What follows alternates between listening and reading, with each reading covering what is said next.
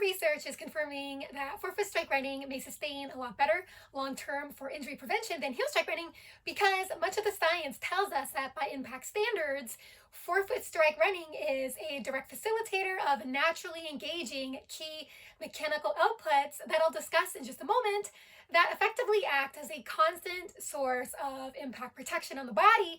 This is why forefoot strike running has been found to be consistently associated with being the better option in reducing the risk of impact related injuries like long bone injuries as compared with heel strike running. In this video, I'm going to list the 3 injuries that are very common in heel strike running but have been study proven to be dramatically improved, if not fully resolved, with forefoot strike running. I also just want to mention that all the references mentioned in this video are linked down below in the description box. The first injury forefoot strike running is on record for successfully reducing as compared with heel strike running is patellofemoral joint injury, also known as runner's knee. The patellofemoral joint is where the kneecap and the femur meet at the front of the knee. This area is more vulnerable to injury in heel strike running due to the increases in compressive and mechanical loading on account of landing heel first while running produces a heavy burst in collisional impact that persists long in duration. One reason for this is that a heel strike usually accompanies maximum knee extension coupled with the torso being positioned further behind initial foot strike position.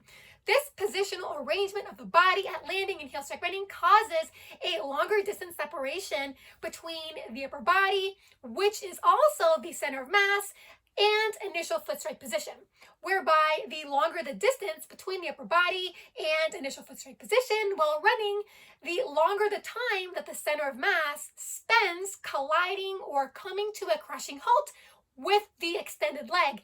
Out of this, a multitude of impact force variables, such as a vertical ground reaction force or a downward force of the body with the ground, knee joint torque, and compressive loading are collectively produced in excess and were found to be most stressful on the knee joint than in forefoot strike running.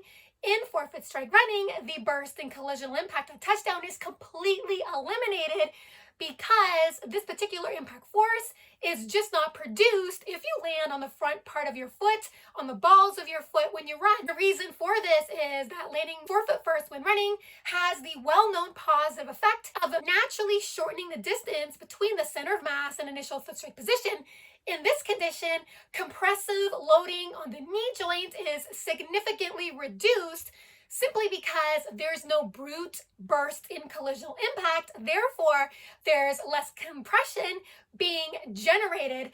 Compressive loading also occurs in a shorter time duration at landing in forefoot strike running because landing with a forefoot strike instantly mobilizes greater ankle plantar flexion upon a touchdown.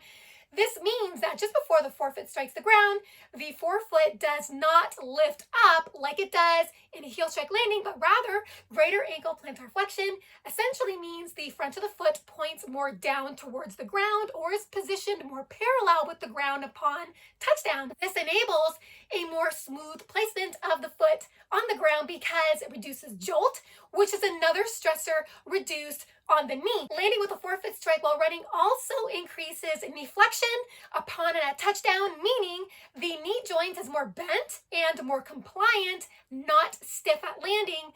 Contrast to heel strike running, of which the knee joint at heel strike tends to be more extended or unbent and more stiff, which has been found to make the knee joint unstable. And a video that I did on this is linked down below in the description box as well. In the case of forefoot strike running, it's the coupling of both increased ankle plantar flexion and knee flexion at touchdown that effectively reins in the foot upon touchdown, enabling the foot to land closer to the center of mass. Therefore, the distance separation between the upper body and initial foot strike position is smaller, which also means the center of mass spends less time colliding and breaking with the ground, which has a big protective effect on the knee joint because since there's less collision of the body with the ground, there's less compressive loading on the knee as well. The second injury forefoot strike running may do a better job at preventing than heel strike running is hip injury. This is because forefoot striking while running automatically increases step rate or step frequency or cadence. They all essentially mean the same thing, and they mean the number of steps that your feet contact the ground per minute, whereby a higher step rate when running has been consistently found to produce far better outcomes in not only performance gains, but in reducing impact stress off the hip as well. The optimal step rate range that's on record for doing the most good in reducing impact loads on the hip was found to be between 180 and 197 steps per minute. And again, a higher step rate seems to be more easily engaged when you land with a forefoot strike, not a heel strike when you run. The functional benefit of increased step rate during running is that it has the direct effect of reducing the overstride angle by helping you nail down initial foot strike position closer to your center of mass. This not only significantly reduces compressive loading on the knee joint, but also on the hips, because the body now travels through a shorter trajectory over the ground when passing over the stance leg. This was found to not only reduce impact loads on the hips, but it reduced mechanical stress on the hips by reducing extension moments on the hips at touchdown and peak hip adduction during loading response shortly after touchdown as well. This is why impact and mechanical overloads to the hips may be better prevented in forefoot strike running as compared with heel strike running. The third injury forefoot strike running may prevent better than heel strike running is anterior shin splints, which is characterized by aching or throbbing pain on the front of the shin during running. One of the big reasons heel strike runners seem to be more at risk for this condition is due to the repetitive forefoot lifting upon and at touchdown in order to heel strike, whereby the front of the shin is responsible for the action of forefoot lifting upon and at touchdown in heel strike running. Not only that, the farther up that you lift or pull back your forefoot upon and at landing when running, the harder the shin needs to work in producing greater muscle force generation to pull the front of the forefoot back at each step. This repetitive use of the shin literally burns out the anterior shin, resulting in anterior shin splints.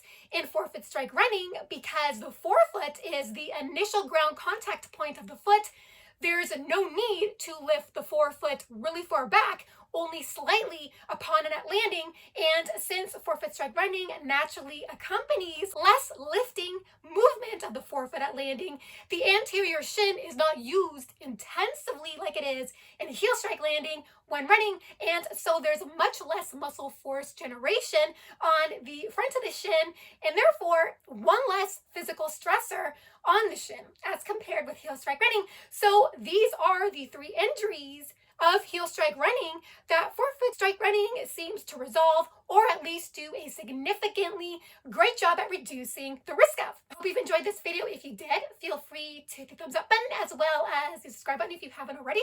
We will stay more informed on forefoot strike running versus heel strike running, as well as more informed on the performance and the health benefits of running barefoot, as well as running in minimalist or barefoot-like running shoes. Thank you so much for listening and watching. Have fun out there on the roads and trails. Bye for now.